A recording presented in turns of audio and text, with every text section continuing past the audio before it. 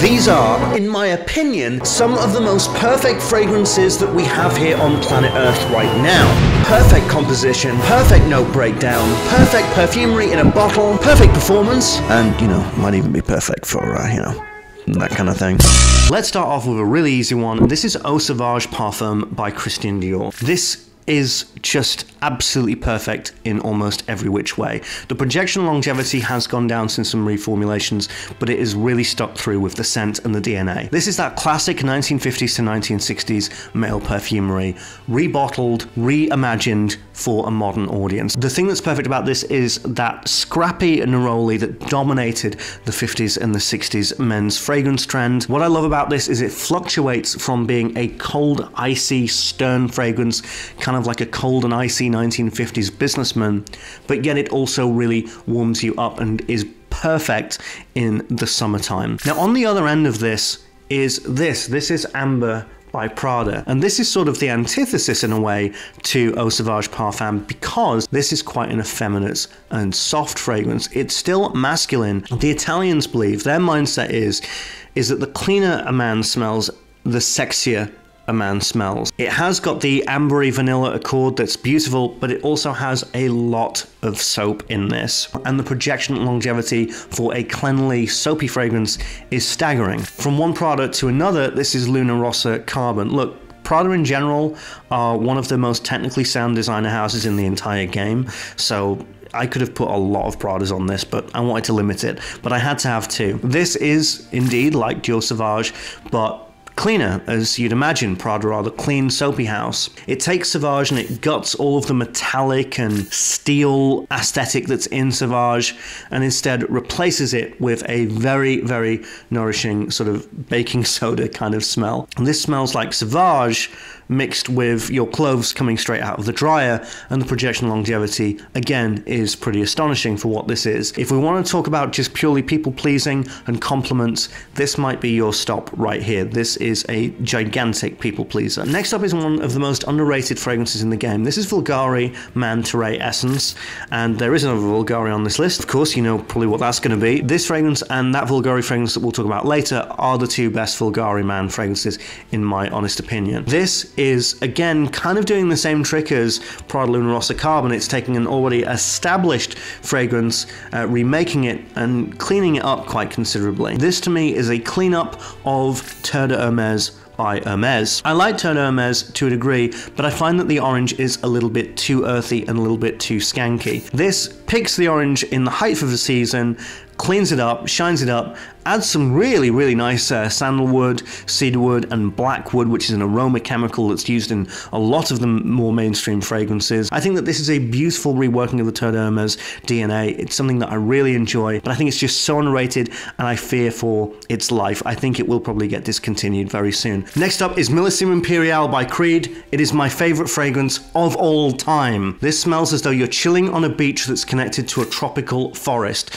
The sea salt and ambergris makes this really refreshing, but there's also orange and lemon verbena that just makes this simply one of the happiest fragrances ever. As you can see, there's a lot of fragrances here. If you've been wading through endless top 10s and you really don't know where to go, you don't know completely what your taste is, and you don't know who's right, these are just personal fragrance recommendations of fragrances that I like.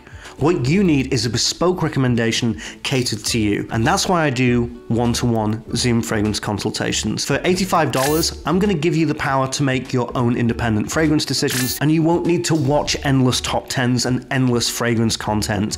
You will be given your own independent power. In the fragrance consultation, I go through your fragrance timeline, you tell me what fragrances you like, and I will tell you exactly what your fragrance taste is, where you may have gone wrong, and where you can go to next. But not just that, after that, I will give you a follow-up report in which I will give you an even more detailed understanding of your own taste, of what fragrances you should go to, what fragrance houses I think that you're going to warm to, and what fragrances, of course, to avoid and are probably not worth your time and money. This is ombre leather. It's been talked to death. If you want to smell like a clean, masculine, confident man, then this is your port of call. This smells like a very, very brand new leather car seat, leather jacket, but it's not battered, it's not old, it's brand new. Even the look of the fragrance just screams brand new car. Very sexy, very confident, an amazing fragrance. And I mean, from the projection longevity and the fact that it just takes that one leather note that Tom Ford were known for with Tuscan leather and their ombre leather 16, and they've taken that down, they've whittled it down and refined it and refined it and refined it and perfected it and got it to probably the most optimum that a leather fragrance can be. You bet your ass that this is a perfect fragrance. Next up is a fragrance that's debuting on this channel, and this is Maison Francis Kurkdjian's Oud. This is very snuggly and very cozy and very clean. In fact, it's really funny the way that we've done this, because these two are extraordinarily masculine fragrances and these two are the sort of more feminine polarity in the fragrance world. And these actually have a resemblance in the way that this is a very clean oud vanilla fragrance, but the oud of course is going to give it that oomph. This is one of the most coziest and comforting fragrances that you could ever smell. It is very expensive, but I think that it actually is one of the few fragrances that's actually worth over $200. Arguably Oud Satin Mood is even more worth that, but this is one of the more forgotten fragrances. They also have Silk Mood and Velvet Mood. They're very skanky, they're too much.